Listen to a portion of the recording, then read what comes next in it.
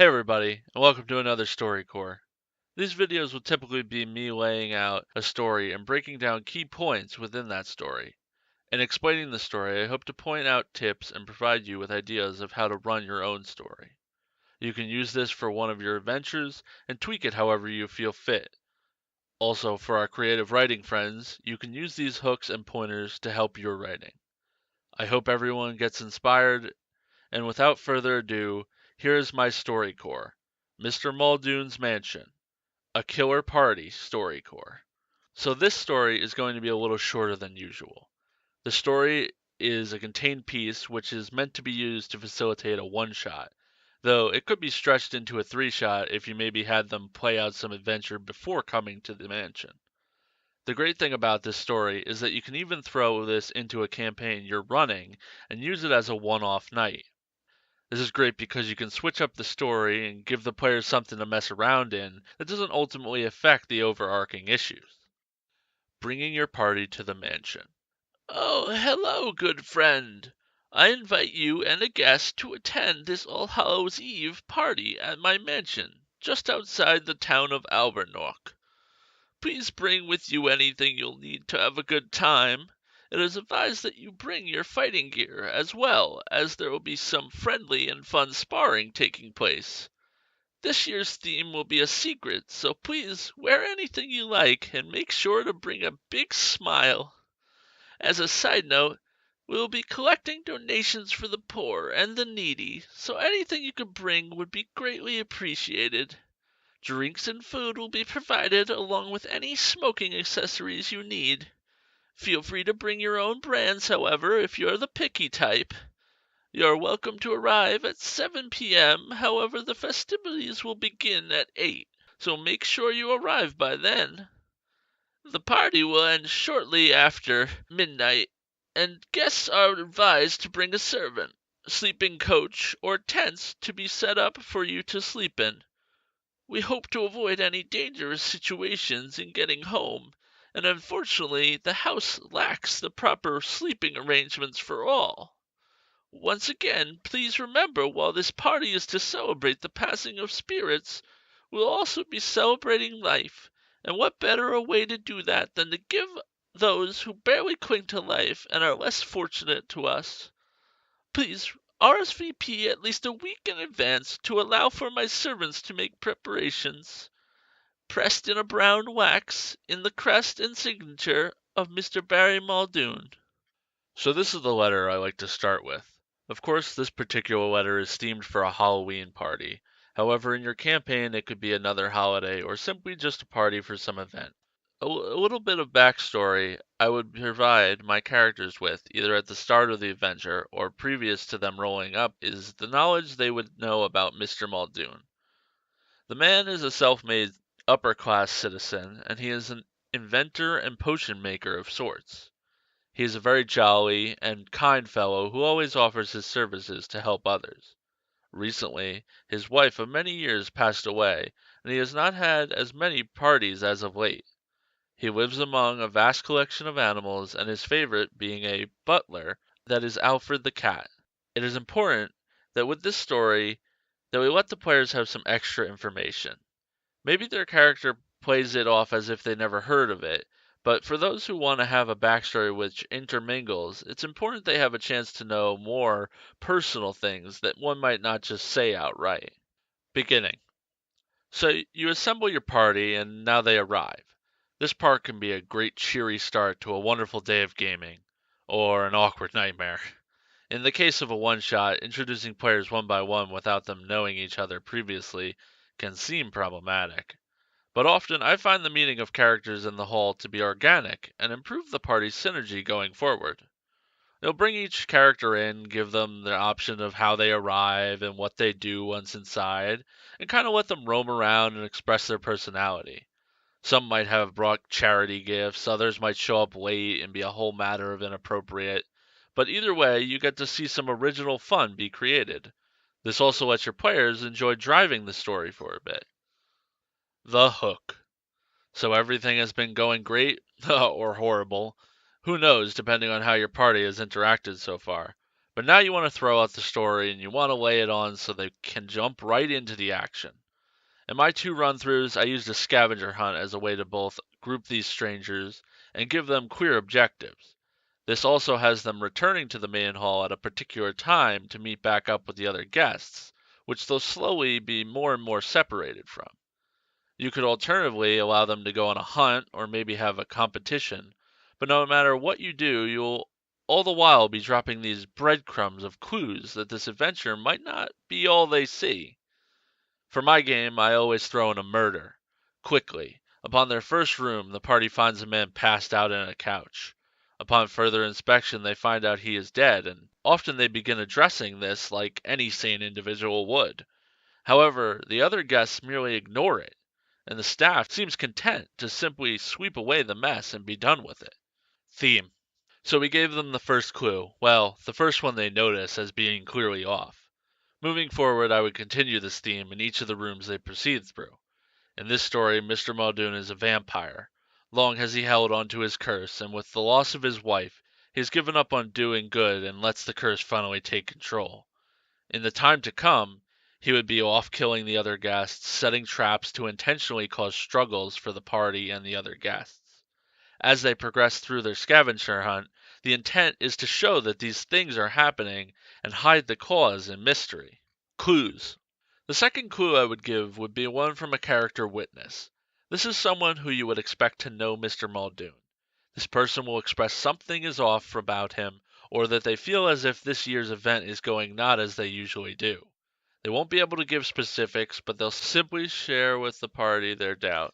This can be another guest at the party, the butler, the assistants working the party, or even a friendly bird who's been under the care of Mr. Muldoon for years.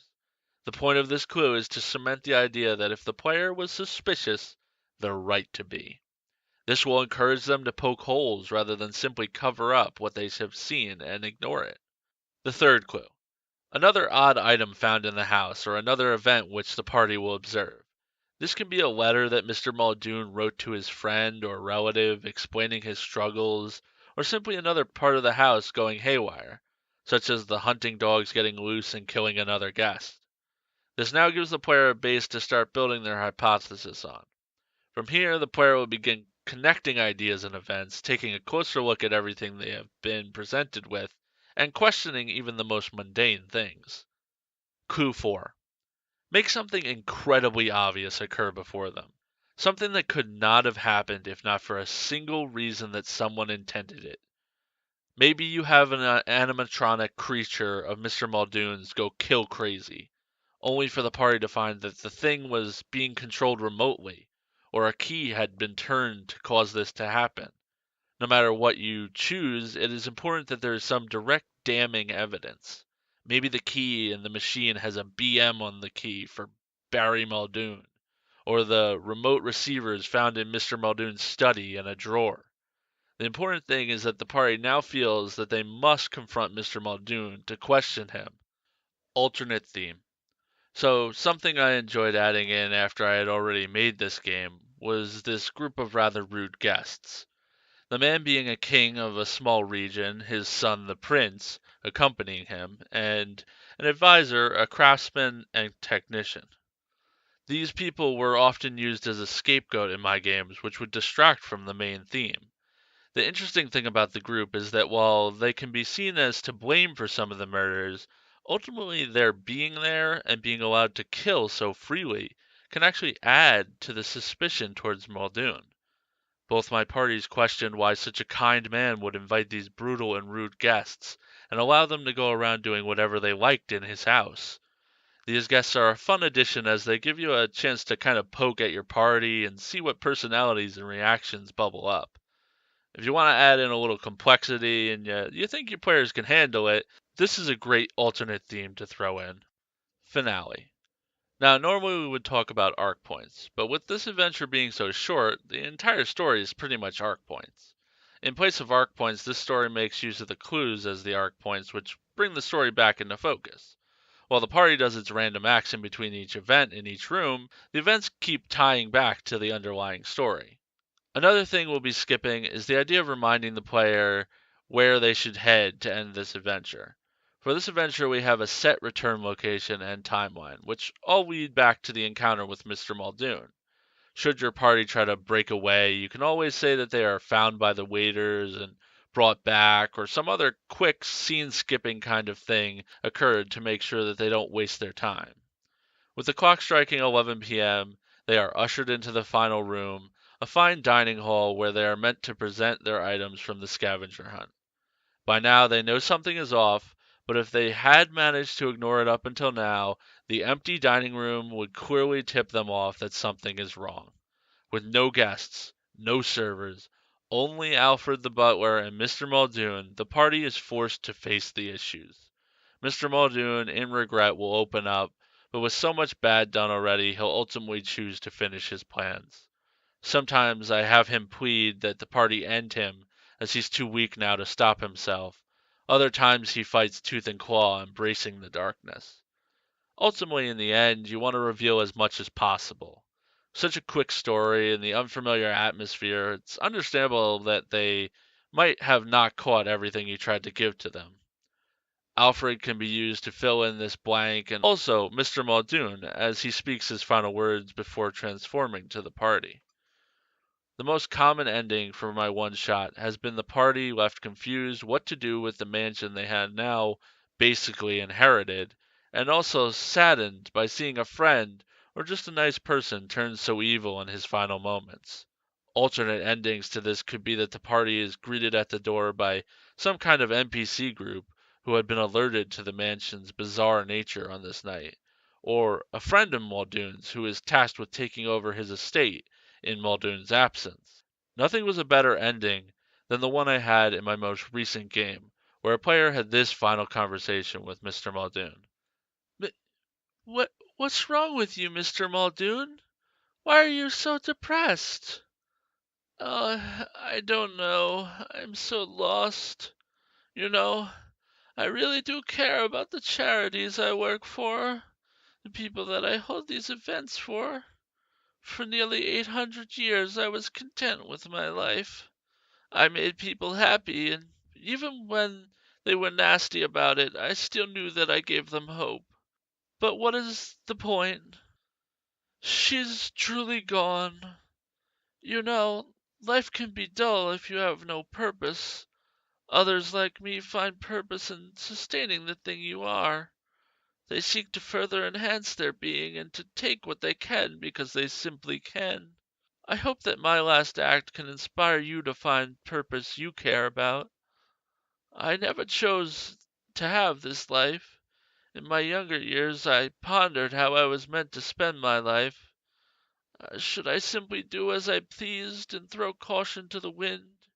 Or should I try to make a name for myself, do something to further my life? Or maybe should I just give to others the chance to use me as a way of inspiring things better than their dull and meaningless lives? It was all well and good till now. Now I feel I am done. I fear what will happen in the absence of the caring and helpful Barry Muldoon. This world is such an awful place at times. If you want to run screaming from this place, I can't blame you, though I will let you know everything you saw tonight is real. But I admit I am weak, and in my weakness I've given up on my duties. Forgive me, my friends. May you remember the man you knew, and not this twisted and sad rambling fool before you. After the fight. Mr. Muldoon, I know you are a good man. I hope you find peace with yourself. Mr. Muldoon? Mr. Muldoon, are you all right? Oh, Mr. Muldoon, I hope you are happy. Yeah, that was pretty impactful. I have to say that the end of this campaign really redeemed the poor luck that the party had in the mansion. To know I could tell a story like that and get that reaction was really moving, even if it was just acting. Well, you guys know the deal. I hope this story core was helpful, and if you liked what you saw, please share the channel and consider leaving a like. It really does help the channel grow. StoryCorps aims to be the #1 channel for fostering creative storytelling and for finding inspiration to make your own stories come to life.